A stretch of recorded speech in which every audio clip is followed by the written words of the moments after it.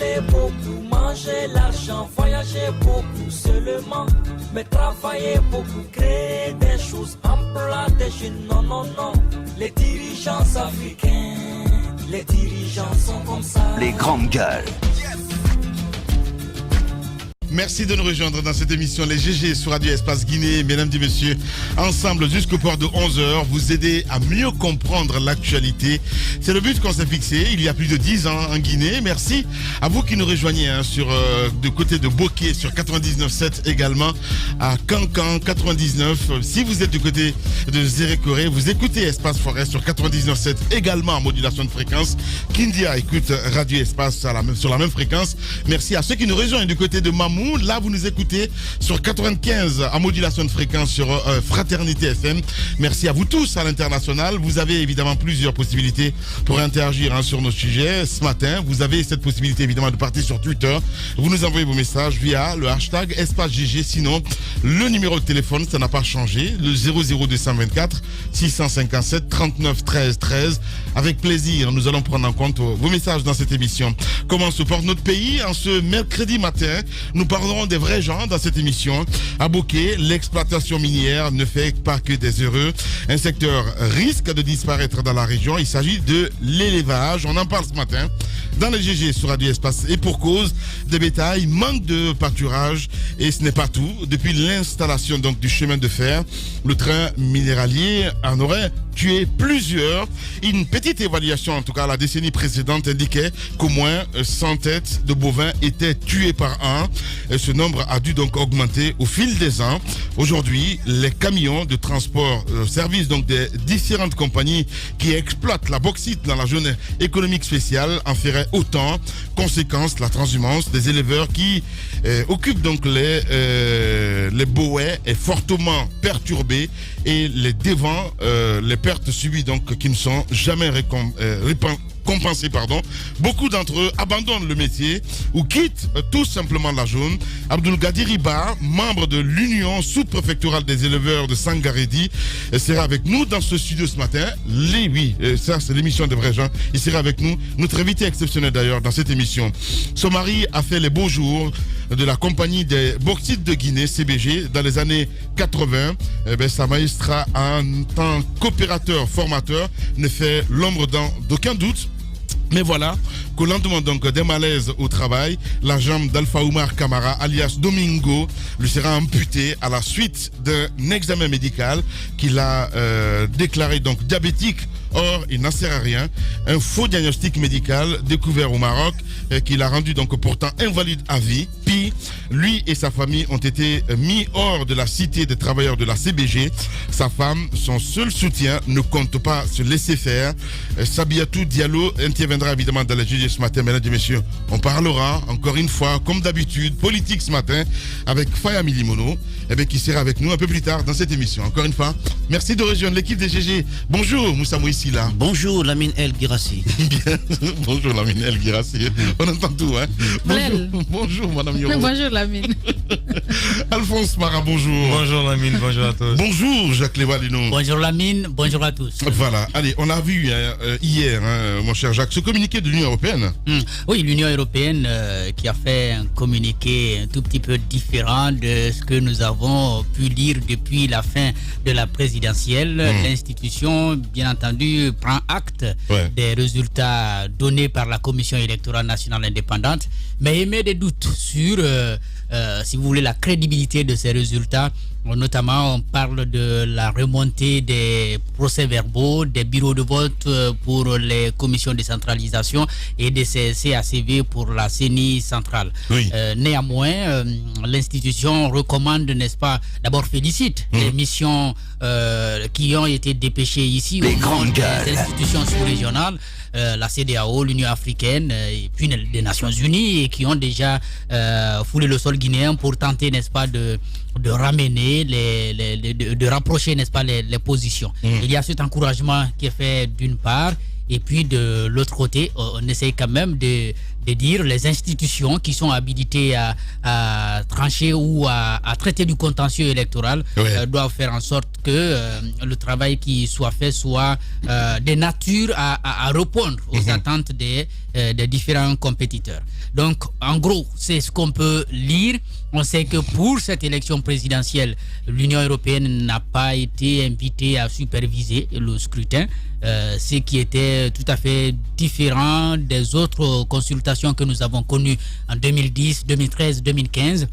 C'était toujours une mission d'observation de l'Union européenne assez impliquée qui, au terme des activités, faisait des rapports bien étoffés, bien fournis, des rapports qui, bien entendu, faisaient le constat de ce qui s'est passé, mais faisaient aussi de fortes recommandations, notamment pour la qualification du système électoral, la qualification de l'organe de gestion des élections et puis la révision du fichier électoral. En tout cas, la plupart des premières recommandations qui ont indiqué la nécessité de réviser le fichier électoral et peut-être de revoir aussi certaines dispositions de notre loi électorale sont parties, n'est-ce pas, de la mission d'observation de l'Union européenne. Cette année, on nous apprend que la CENI n'a pas souhaité avoir cette institution parce qu'elle n'a pas reçu d'invitation. Je crois que c'est comme ça parce que c'est la CENI qui donne des accréditations aux missions d'observation, ce qui a fait que c'est... Qui en font la demande quelquefois. Bon, il y a des missions qui en font la demande et puis c'est la CENI qui accorde.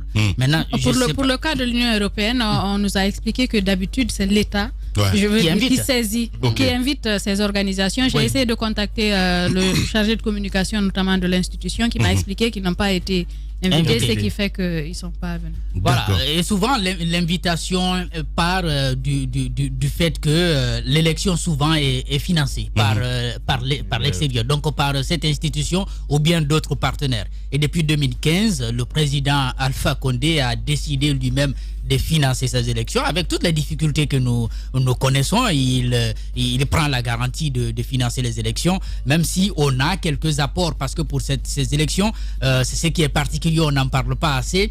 Il y a eu l'apport, je crois, de la CEDEAO. On nous a dit, bon, la CEDEAO apporte du soutien. Jusqu'aujourd'hui, la CENI, dans toute sa communication, ne dit pas combien elle a financé pour organiser ces élections. Ça, par exemple, c'est une question fondamentale, puisque ça vient quand même de notre budget. Il serait important que la CENI puisse nous dire combien on a dépensé pour organiser cette élection présidentielle. En tout cas, avant, on connaissait, mais pour cette année, la CENI a choisi d'aborder tout sauf la question des finances. Ça, c'est quand même extraordinaire. Donc, pour revenir à l'Union européenne, c'est cela, c'est de l'extérieur que l'institution a pu observer cette élection. Donc, il est à se demander... de quoi on se mêle finalement?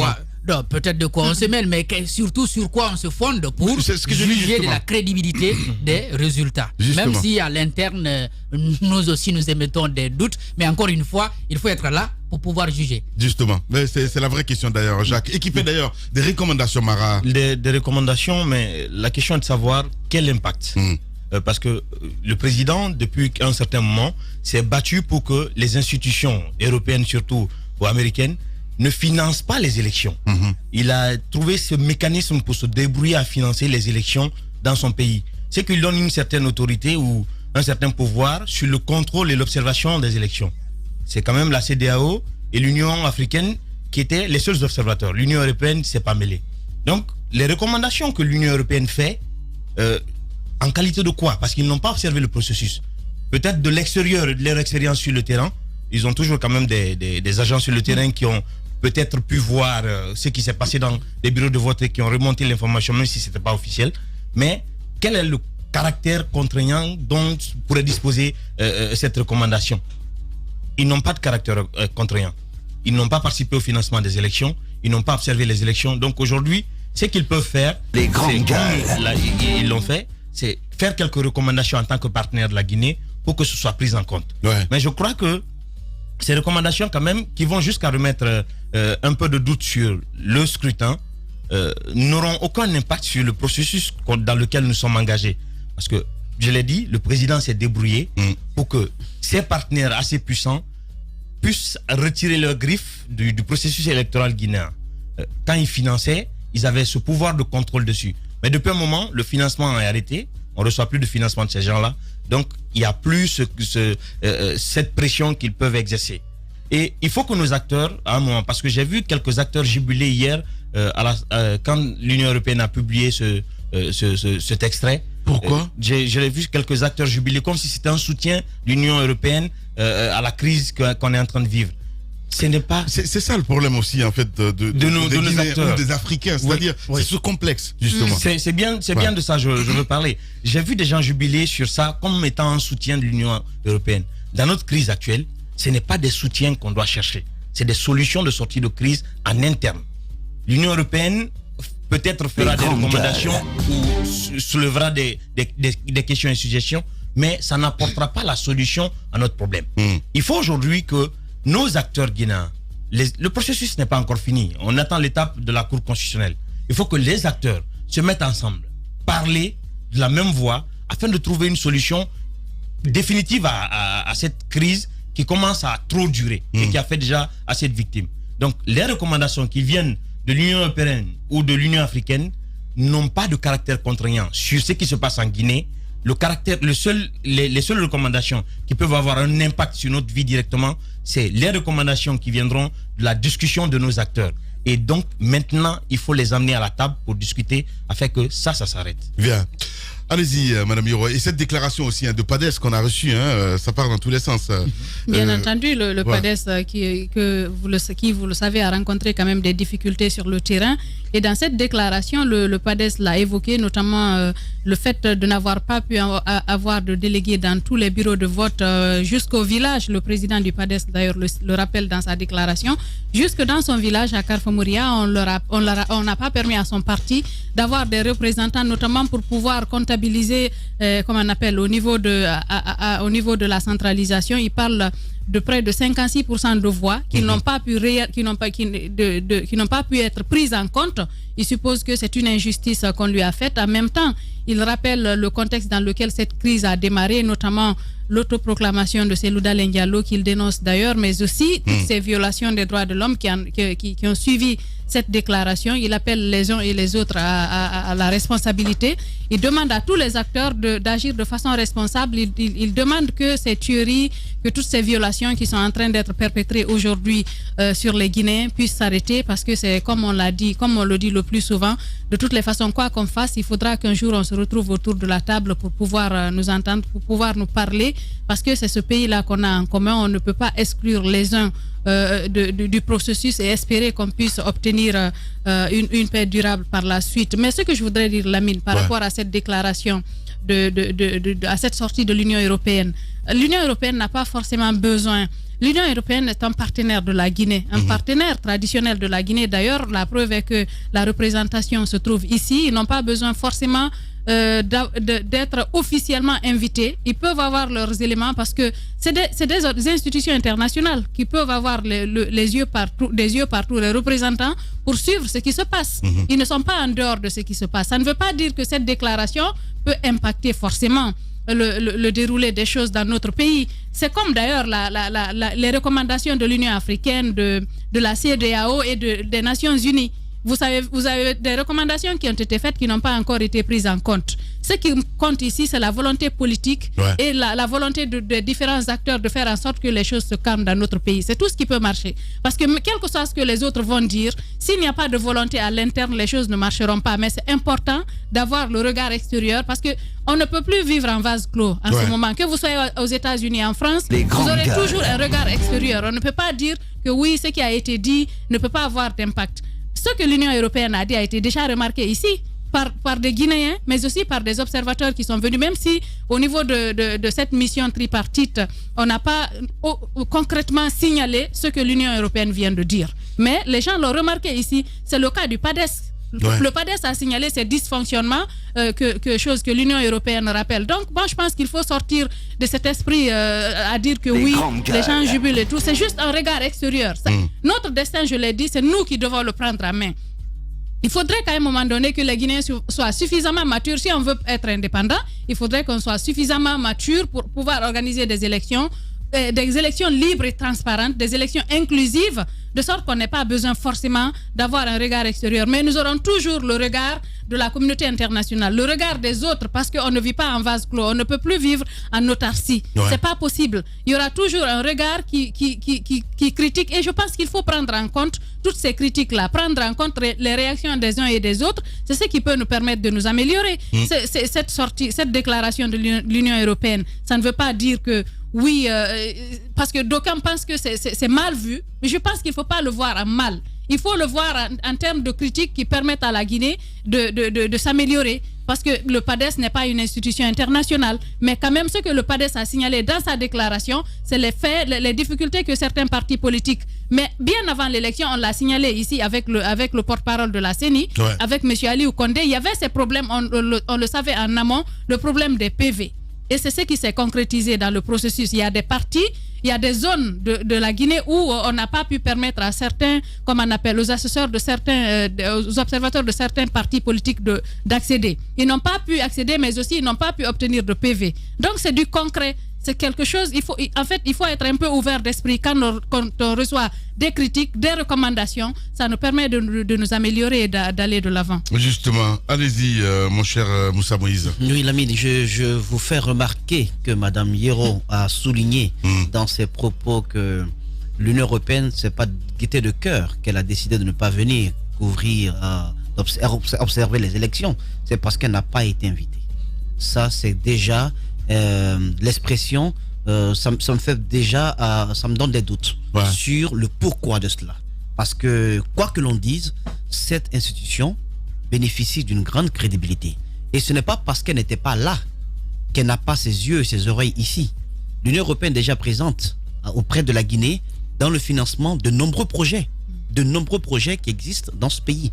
Donc, on continue de bénéficier, entre guillemets, des largesses de l'Union européenne. Donc, elle a, d'une manière ou d'une autre, le droit de se prononcer sur ce qui se passe dans le pays. D'autant plus que les questions liées à la violation des droits humains, aux destructions des biens publics et privés, aux exactions commises par les agents des forces de l'ordre et par quelques civils, toutes ces questions-là, quand ça touche les droits de l'homme, ce sont des questions qui sont universelles.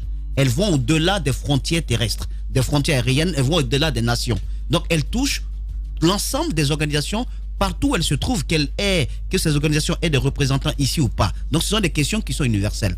Donc, quand notre processus touche à ces questions, c'est normal que l'Union européenne se prononce dessus. Et n'oubliez pas que parmi les institutions qui étaient venues, notamment la CEDEAO et l'Union africaine, c'est quand même des institutions qui sont qui ont été le biberon de l'Union européenne à un moment donné, et surtout l'Union africaine. Ce ne sont pas des institutions qui sont complètement, je dirais, souverainistes, qui sont indépendantes. L'Union européenne a donné à téter à l'Union africaine. Les grandes gueules. Tout le monde.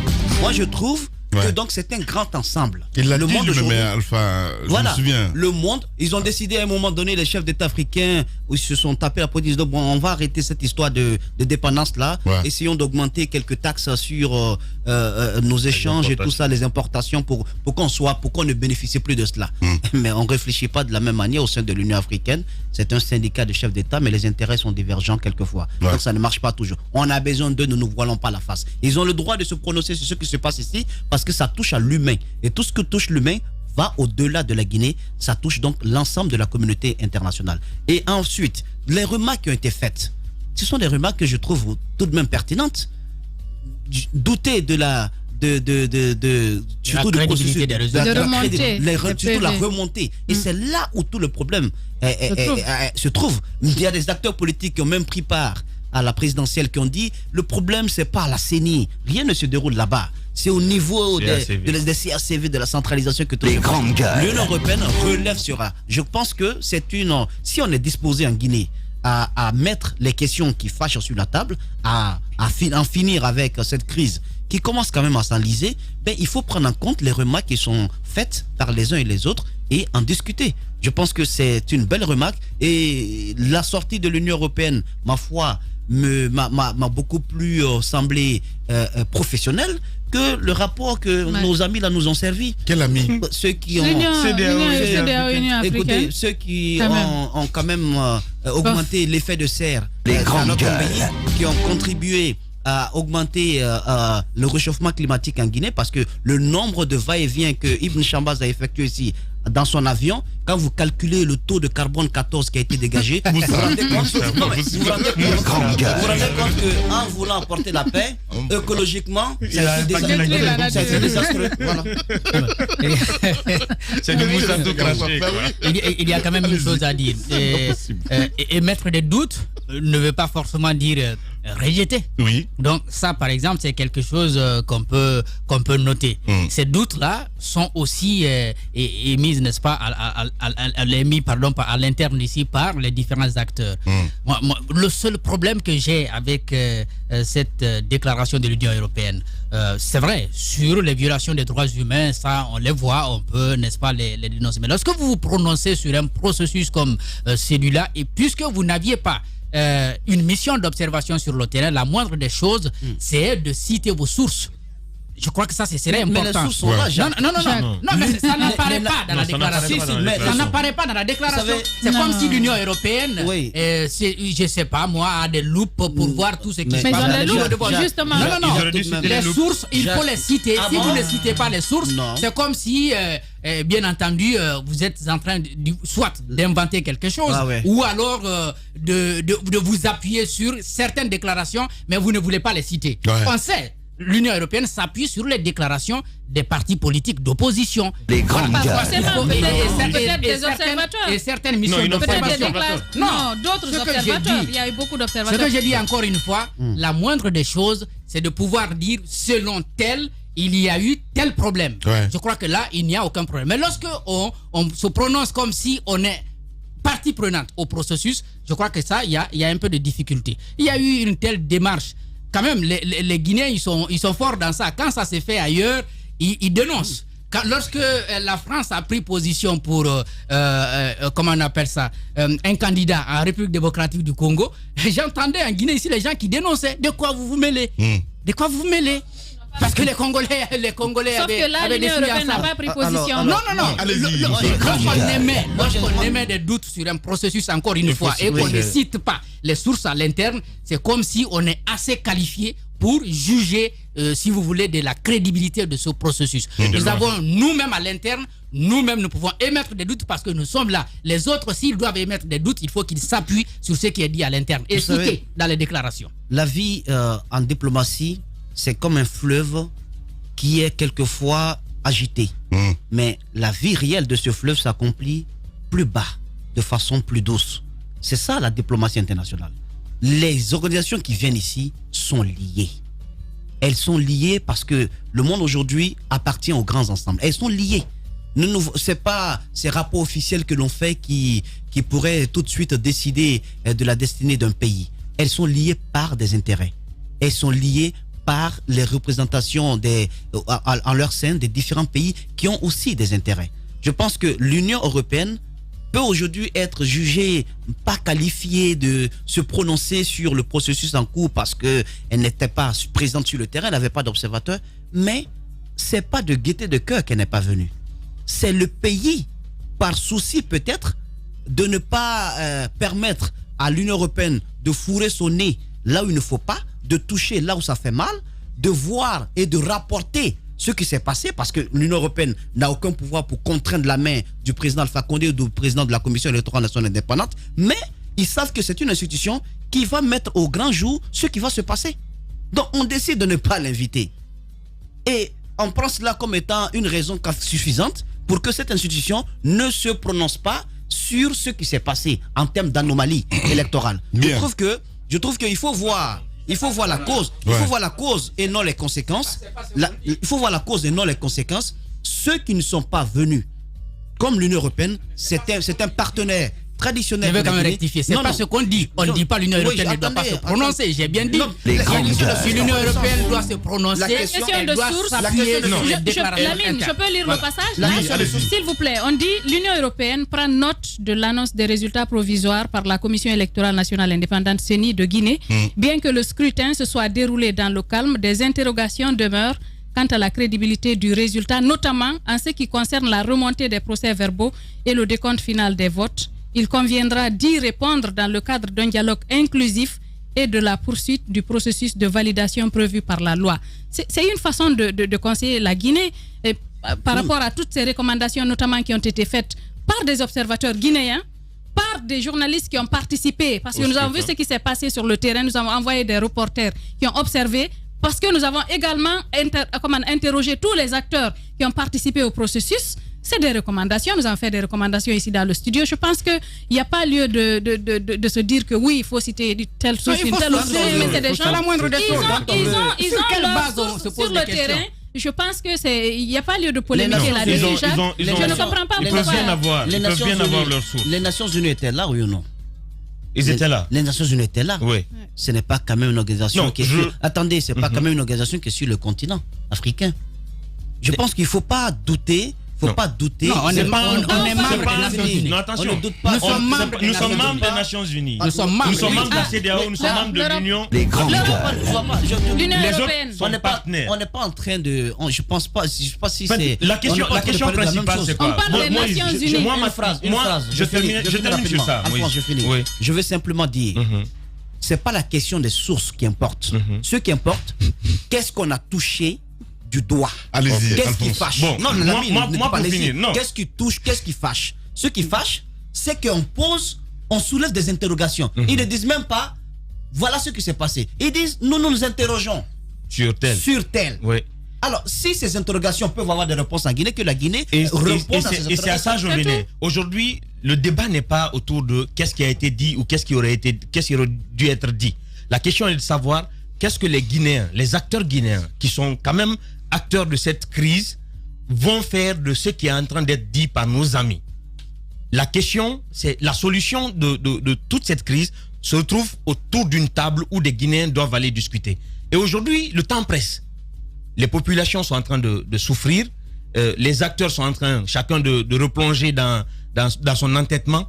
Mais il faut qu'ils sortent de ça, de ne pas attendre des soutiens venant de telle ou de telle institution et aller vers la table. C'est le plus important. La CEDEAO a fait ses recommandations. L'Union africaine l'a fait la leur.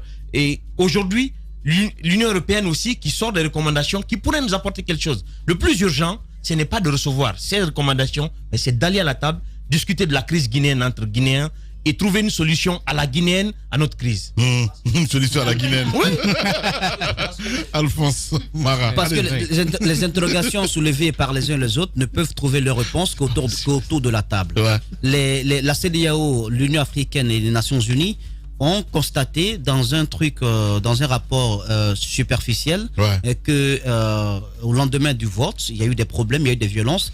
Ces émissions ont regretté les violences, surtout les pertes en vies humaines, ont regretté les dégâts matériels qui ont été constatés dans le pays. Ces missions ont constaté que le domicile du principal opposant est barricadé et qu'il y a un dispositif important des forces de l'ordre là. Et ces missions ont constaté que les grandes gueules que cela peut entraver un peu au rétablissement de la paix. Donc des recommandations ont été faites. Il faut lever le blocus et inviter les acteurs principaux, les parties prenantes à utiliser les voies légales pour résoudre le contentieux électoral, notamment en passant par la Cour constitutionnelle, inviter l'État à faire de la lumière sur les violences qui se sont déroulées dans le pays, inviter les agents des forces de l'ordre à être à la police, la gendarmerie à être plus républicaine. Je pense que ce sont des phrases que vous et moi, tout le monde peut dire.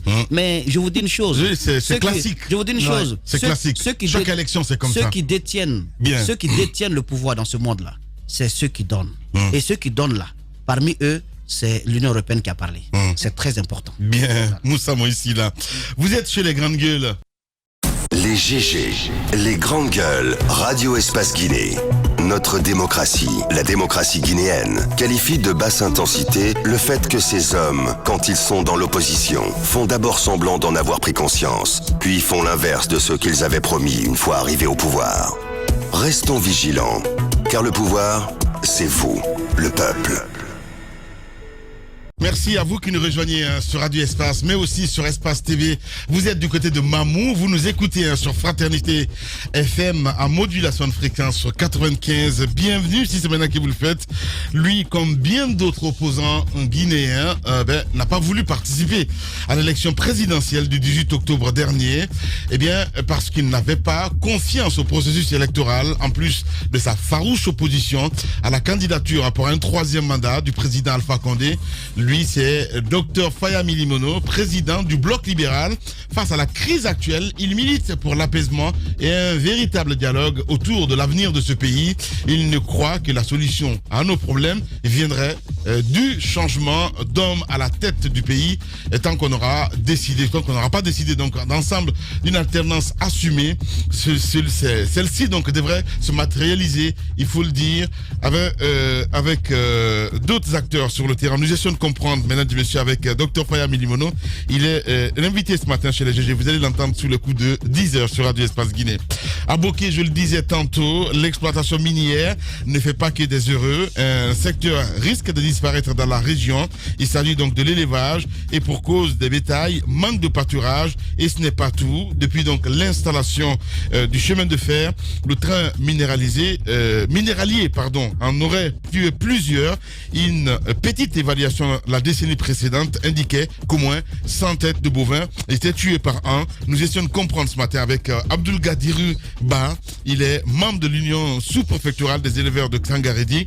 Il sera donc avec nous dans ce studio, dans cette émission Les GG. On restera toujours d'ailleurs du côté de Boké. Vous parlez éventuellement de cet autre sujet. Son mari donc a fait les beaux jours de la compagnie des bauxites de Guinée, CBG, dans les années 80. Sa maestria en tant qu'opérateur formateur ne fait l'ombre d'aucun doute. Voilà donc au lendemain des malaises au travail, la jambe d'Alpha Oumar Kamara alias Domingo lui sera amputée à la suite d'un examen médical qu'il a déclaré diabétique. Nous essayons de comprendre évidemment avec Madame Safiatou Diallo. Vous allez l'entendre ce matin dans cette émission Les GG sur Radio Espace Guinée. On continue le débat, mon cher Moïse. Vous voulez rajouter d'autres choses? Oui, ce que j'aimerais rajouter, parce qu'on va entendre Dr Faya Milimono, surtout dans le cadre des propositions concrètes pour que le pays puisse renouer avec le calme. Il faudrait quand même que, quel que soit ce qui a été dit par la communauté internationale, il faut que l'État guinéen prête une oreille attentive à cela. C'est vrai, quand on veut revenir autour de la table, les uns et les autres ont des pas à faire. L'opposition, ceux qui ont des griefs, mais aussi l'essentiel des efforts à faire doit être fait par le pouvoir en place. Les recommandations, leur mise en œuvre, c'est le pouvoir en place qui doit les faire. La justice pour les victimes, ce n'est pas l'opposition qui peut faire ça. Les grandes gueules. La levée du blocus devant le domicile de Cédou, ce n'est pas l'opposition qui peut faire ça. Aller à la Cour constitutionnelle, encore faudrait-il que tu sois libre de tes mouvements. Comment tu vas aller déposer tes recours si toi-même tu n'as pas la possibilité de tes mouvements, de faire tes va-et-vient. Donc ça importe. Ça concerne beaucoup plus le pouvoir en place. Donc prêter une oreille attentive à cela, ça peut permettre au pays de revenir à une situation plus normale. Et aussi faire face à certains enjeux. La crispation qui est née au lendemain de ce vote du 18 octobre continue à s'exacerber. Les arrestations continuent de plus belle. Les citoyens qu'on connaît, qui sont plus populaires, sont pris. Certains qui sont dans l'ombre sont pris. Mais on n'en sait pas grand-chose parce que ces personnes n'ont pas la possibilité de se faire entendre.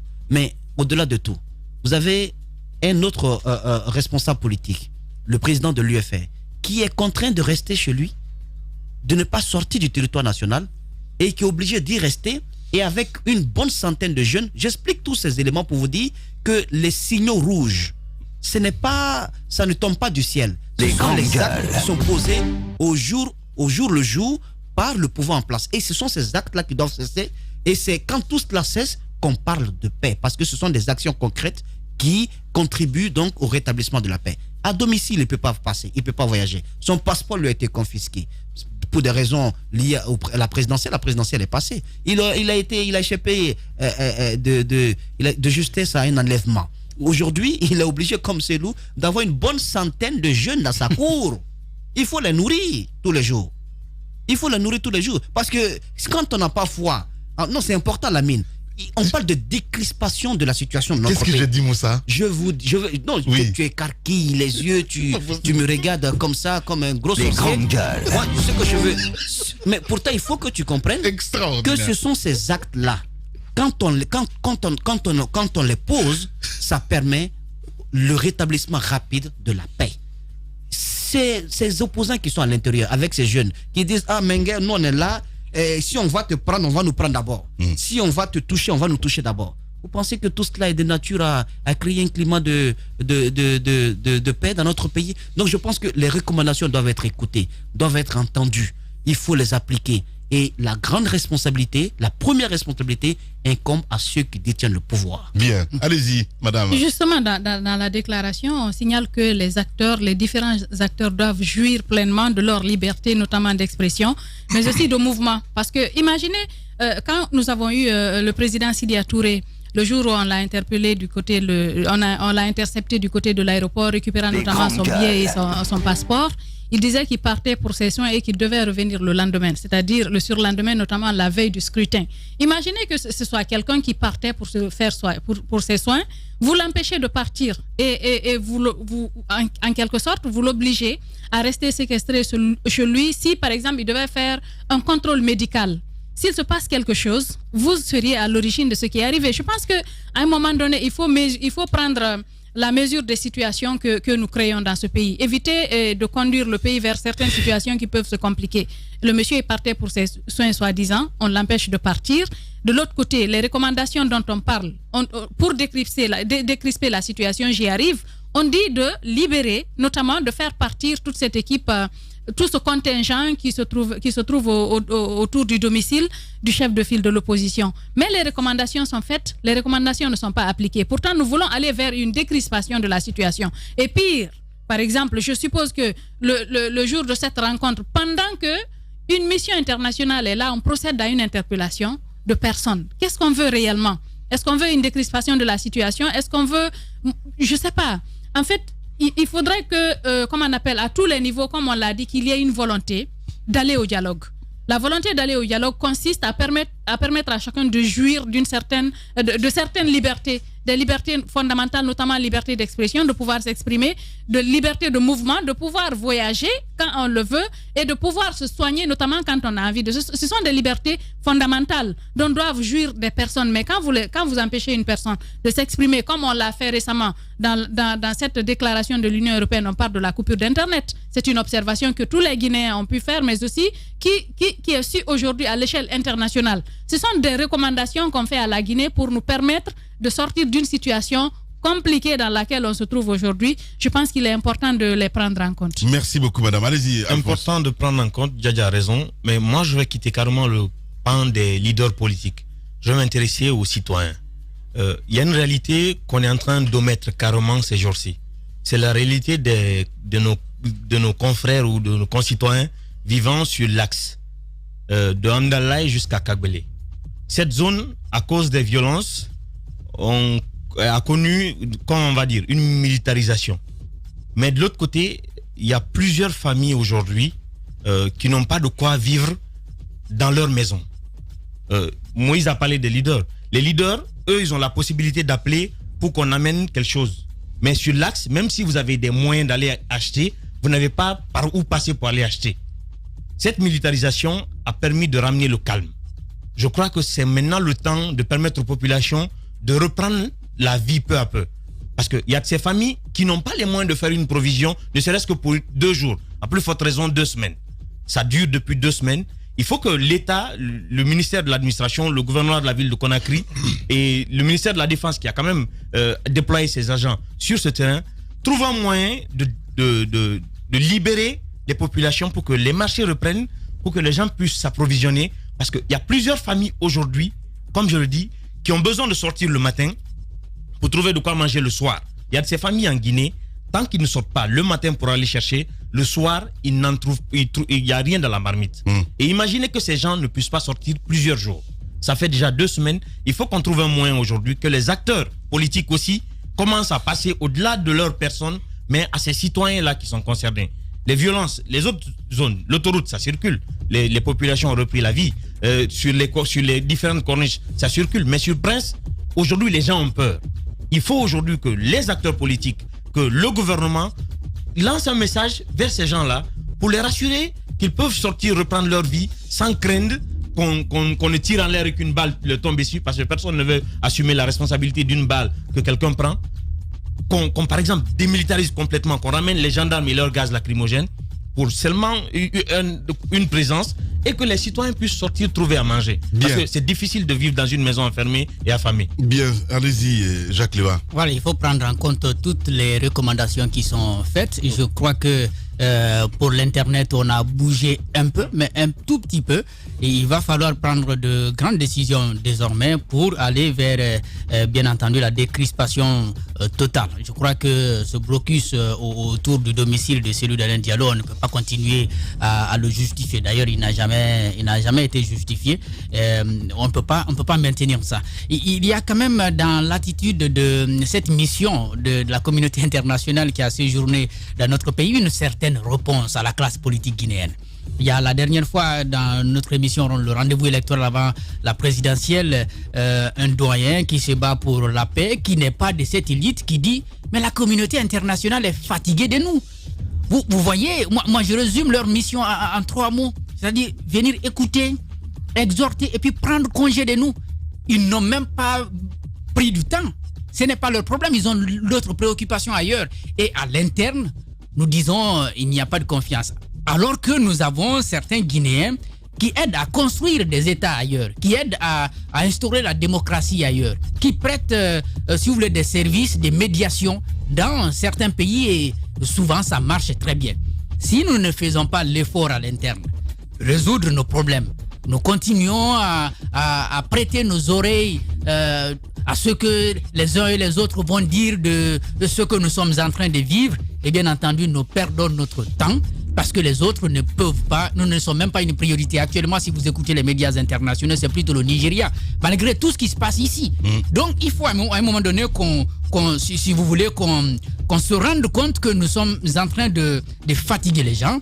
Et il faut qu'on s'écoute, il faut qu'on se parle, et bien entendu qu'on affronte notre propre crise. Ça ne sert à rien de continuer chacun à dire bon, moi il faut que j'obtienne ça, ou bien moi il faut que j'obtienne ça. Si chacun reste campé sur sa position, ça risque de s'enliser, et c'est les pauvres populations dont Alphonse Mara a parlé tout à l'heure qui payent les frais. Voilà, merci beaucoup Jacques Léva. On va revenir dans la deuxième partie de l'émission. Mesdames et messieurs, exploitation minière à Boké, l'élevage menacé de disparition, erreur médicale, un ancien employé donc de la CBG voit son pied amputé. On parlera politique également dans la deuxième partie de l'émission. On revient à 10h. Longtemps, j'ai cherché d'où provenait cette force. Cette force qui nous pousse à rentrer dans l'arène, à balayer d'un revers la pression qui nous submerge. Une détermination de fer dans un gant de velours. Écouter, motiver, recadrer, ajuster sans cesse les moindres détails, les petits riens qui transforment les rêves en exploits. Pour certains, cette force vient d'en haut. Pour d'autres, elle vient de l'intérieur. C'est ce qui nous rassemble, ce langage qui nous unit, ce qui nous permet d'amener une équipe vers le succès, sous les applaudissements de nos fans. J'ai longtemps cherché d'où provenait cette force, et la réponse est une évidence. Adafo Média, l'excellence, la perfection, la précision, la référence de la sous-région. Adafo Média, le futur, vivons-le ensemble.